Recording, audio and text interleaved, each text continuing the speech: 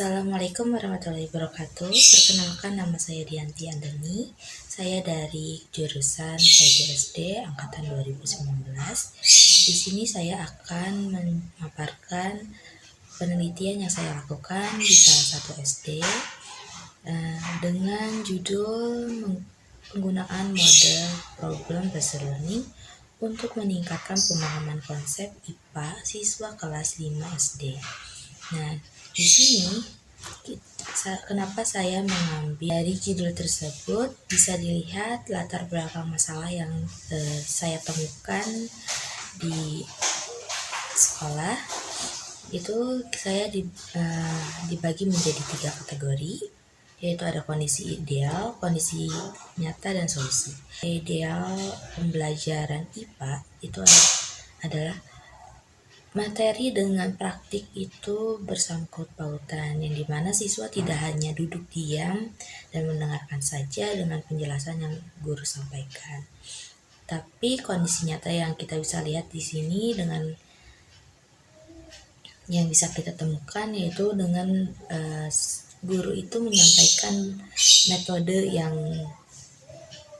metode ceramah saja, sehingga pembelajarannya pun terasa monoton saja. Oleh karena itu, saya mengajukan solusi, yaitu menggunakan model problem based learning untuk meningkatkan pemahaman konsep IPA dalam kelas 5 SD.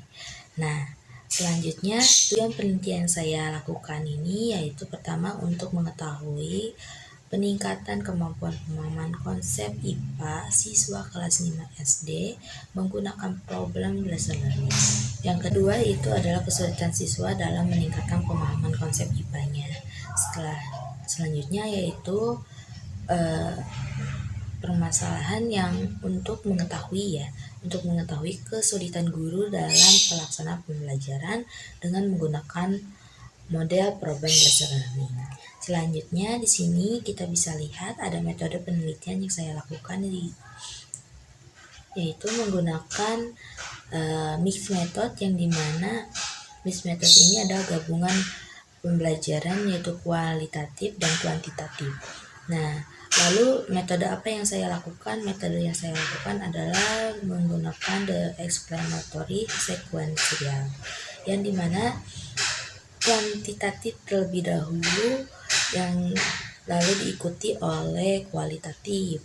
Nah, selanjutnya di sini subjek yang saya teliti yaitu di salah satu SD-nya SD Giri Asih yang bertepatan di Batu Jajar. Nah, selain itu juga saya meneliti di kelas 5 SD yang berjumlahnya 34 orang, tapi saya mengambil sampelnya sebanyak 30 orang.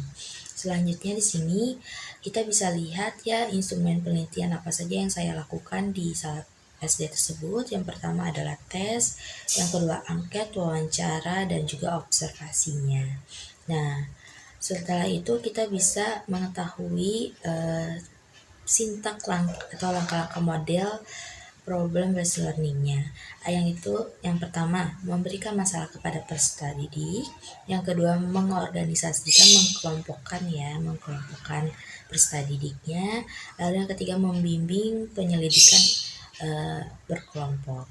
Setelah itu, siswa akan mengembangkan dan menyajikan hasil karya mereka sendiri, lalu menganalisis dan mengevaluasi proses pemecahan masalah yang mereka hadapi. Selanjutnya di sini hasil penelitian dan pembahasan. Hasil penelitian yang saya lakukan di sini kita bisa lihat dari uji Engen, yang dimana di sini bisa di 16. Nah, selanjutnya hasil penelitian yang saya lakukan di sini pertama ada uji Engen, yang dimana di sini 16 siswa dengan persentase 61% itu dikategorikan tinggi, dan 13 siswa dengan persentase 35% termasuk kategori sedang, dan 1% itu dikategorikan sebagai yang terendah. Tapi kita bisa lihat di sini bahwa dengan menggunakan model problem based learning, siswa dapat memahami dan meningkatkan pemahaman konsep IPA-nya. Setelah itu kita bisa melihat dari hasil uji normalitas, pretest dan post-test. Nah, bisa dibandingkan dengan pretest hasil yang pertama sebelum menggunakan model dan sesudah menggunakan model. Di sini bisa dikategorikan sebagai hasil normalitas. Nah, selanjutnya di sini ada uji homogenitas yang dimana bisa diketahui bahwa soalnya ini homogen dan homogen ya pembelajarannya. Selanjutnya di sini ada uji t-test yang dimana bisa dilihat perbedaan dari soal dari pretest dan juga post-test yang diberikan kepada siswa. Nah, adapun pembahasan yaitu kesulitan yang dihadapi oleh siswa. Yang pertama itu siswa masih kurang fokus, yang dimana dikategorikan bahwa siswa kelas 5 masih kesulitan dalam berkelompok, yang dimana masih ada beberapa orang yang masih asik sendiri dalam dunianya sendiri. Ya, pada usia anak tersebut ya masih namanya pemikiran imajinatif. Lalu ada yang kedua kesulitannya, yaitu siswa masih mengalami kendala atau tergesa-gesa dalam mengerjakan soal tersebut, sehingga masih terlihat di sini adanya keliru dalam menjawabnya. Lalu di sini ada kesulitan yang dihadapi oleh guru. Yang pertama itu adalah kesulitan dalam waktu yang diberikan. Kan di sini guru menyatakan bahwa perbedaan pemahaman siswa sangat berbeda-beda, sehingga butuh waktu lama untuk menjelaskan kembali atau agar siswa paham.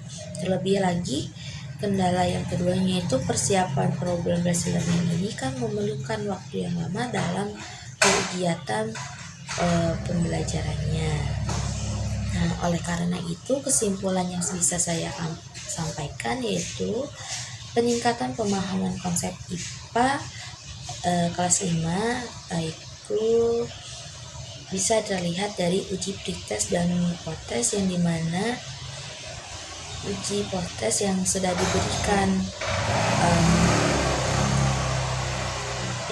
diberikan kepada siswa bisa terlihat dari uji pretest dan post-test, yang dimana sebelum menggunakan model problem based learning, siswa masih mengalami kendala dalam pemahaman konsepnya.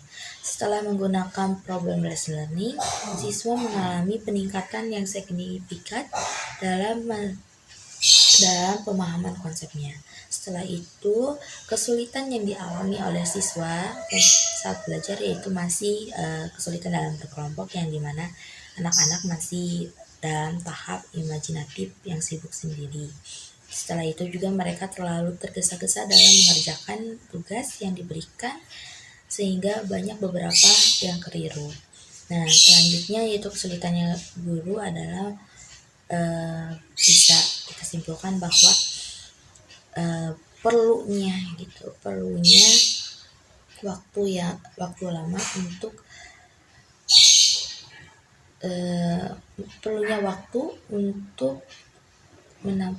untuk kegiatan tersebut. Terlebih lagi butuhnya beberapa contoh materi yang contoh gambar jaringan makanan agar siswa lebih paham. Nah, sekian dari saya. Terima kasih. Assalamualaikum warahmatullahi wabarakatuh.